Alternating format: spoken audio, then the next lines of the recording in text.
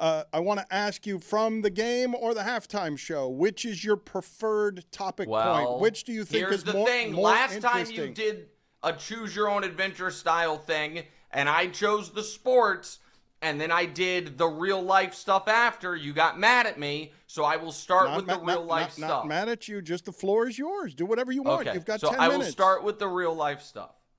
So I understand this is maybe a dangerous room and shipping container to admit this to.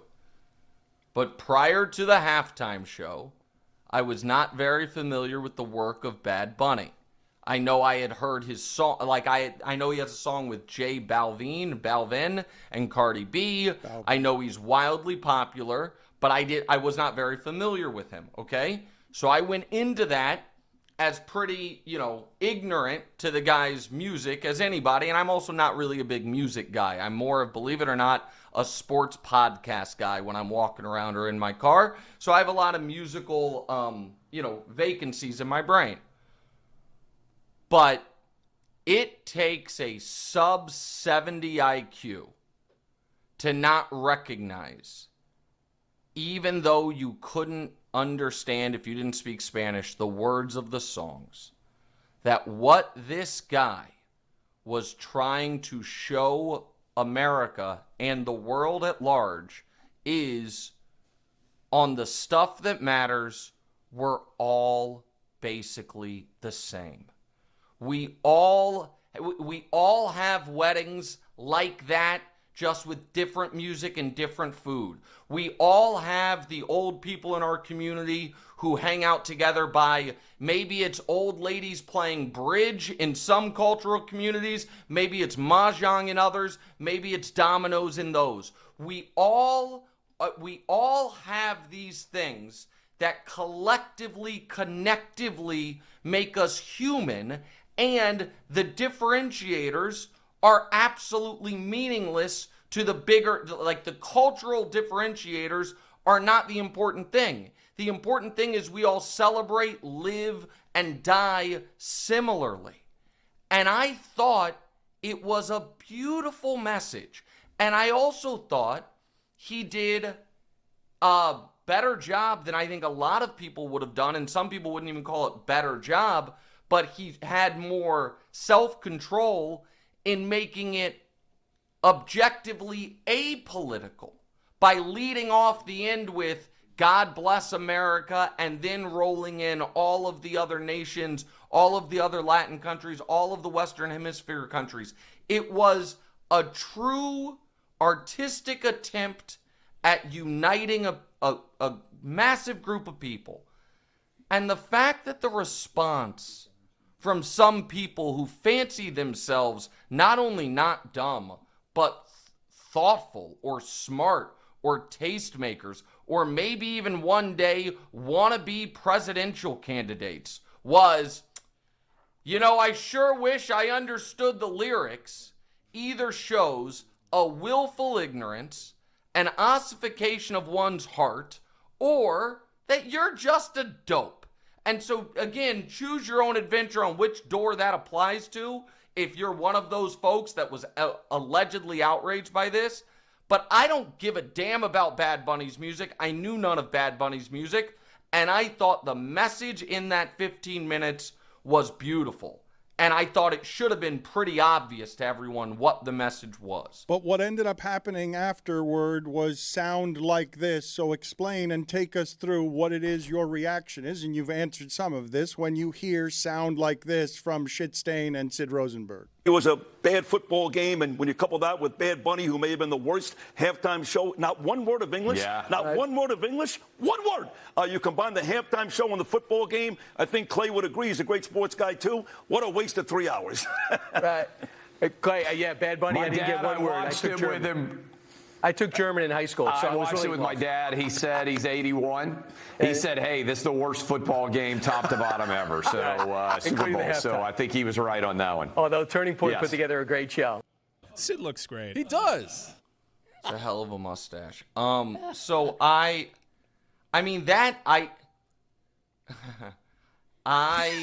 to catch him. Oh, what's wrong? That doesn't surprise me. You know how hard it is to throw him off there? You know how good you have to be with those Sid Rosenberg heads to throw this man off? Or you can just hold up a sign that says backslip. I mean, that's to me not even that disappointing or surprising. That's just put the coin in the machine and get what you know you're going to get. It was more other people that I have more professional or personal regard for than some of the people on that screen you just showed me, which of course, was on, a sister network of the one who pays all my bills. And so that doesn't surprise me.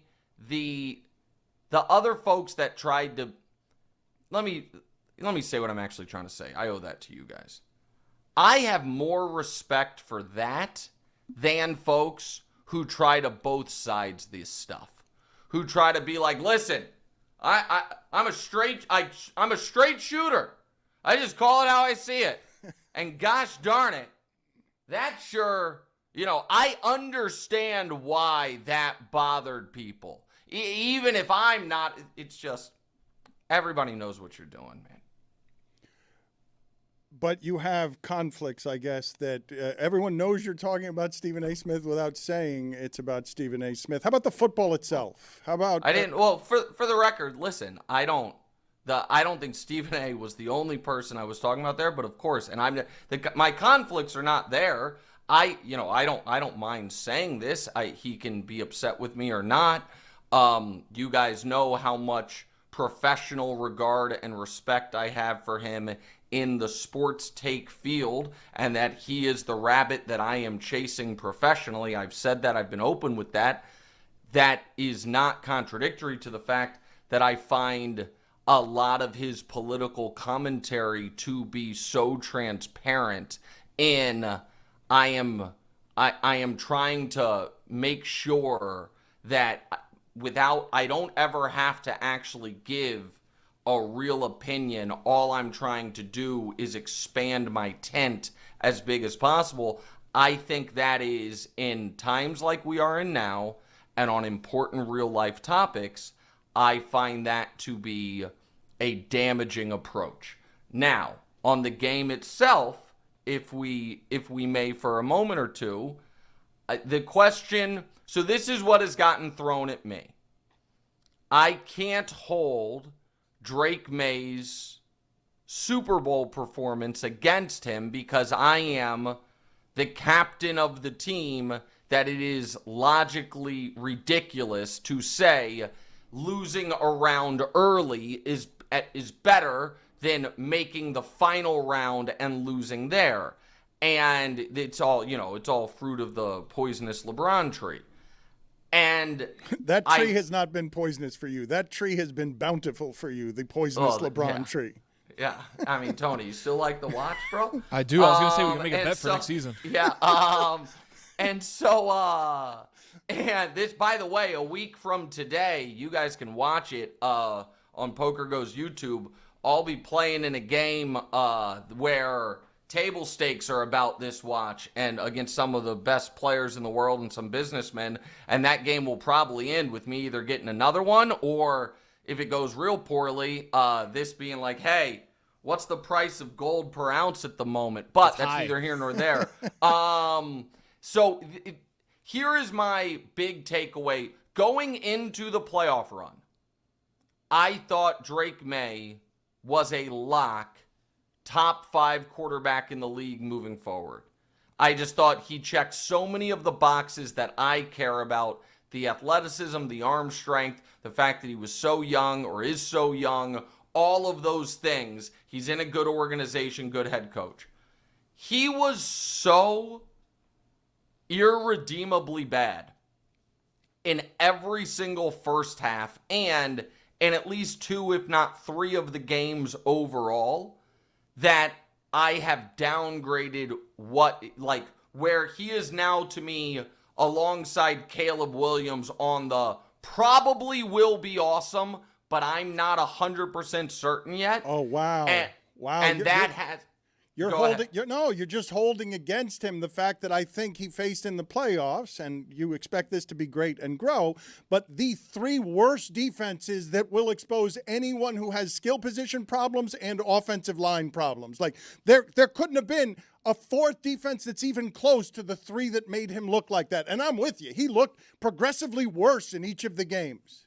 So here's why because I keep hearing that. Because obviously, co-host of the TV show, Kevin Wilde's diehard Pats fan. You get credit if you played one of, if not the toughest run of defenses in a playoff run ever, and you played mediocre. I then give you a curve of, man, you played unreal defenses and you were able to be mediocre. If you played these incredibly tough defenses and played awful every spot, that to me, you don't get a boost from that. Like, you get a boost if you're in an AP class and get a 70 on a test, and it's like, okay, in a regular class, that's probably a 90. But if you get a 15, nobody's like, well, it was a hard test. It's like, no, you failed, bro. And I thought the fumbles were highly problematic. I thought some of those sacks were on him. I understand, taking a decent guard at 4 overall to play left tackle hurt him. I get that. But I also, I couldn't, in the Super Bowl, clearly Vrabel thought, and he was almost right, Darnold's just going to give it to us. And what was so disturbing to me about that Super Bowl from Drake Maye's perspective is, first 9 drives of the game, no turnovers, just punts, and the moment it was like, man, now we've got to make plays, final 5 drives of the game, all turnovers or touchdowns. And it felt like, ooh, that's kind of the Texans game too, right? You were hunting big plays, hit 3 of them, and fumbled 4 times and threw a pick. The Broncos game, you were so conservative on, I am not going to make the mistake. You made no big plays. It felt like what was exposed a bit this postseason was, against legitimate defenses, the cost of doing business for Drake Maye at this point in trying to make big plays is some catastrophic mistakes. And that is concerning. And then one other point on this. I am hereby demanding that the NFL take, it can be a 6th round pick, I don't care, a draft pick from the New England Patriots for the Super Bowl injury report. Because I am not going to have a 6-month offseason of Patriot fans saying, well, he was hurt, his shoulder was shot up, it was an injury, and the Patriots, the day before the most gambled on football game of the year, removing him from the injury report saying he's fine. He's right. Those 2 things can't both happen.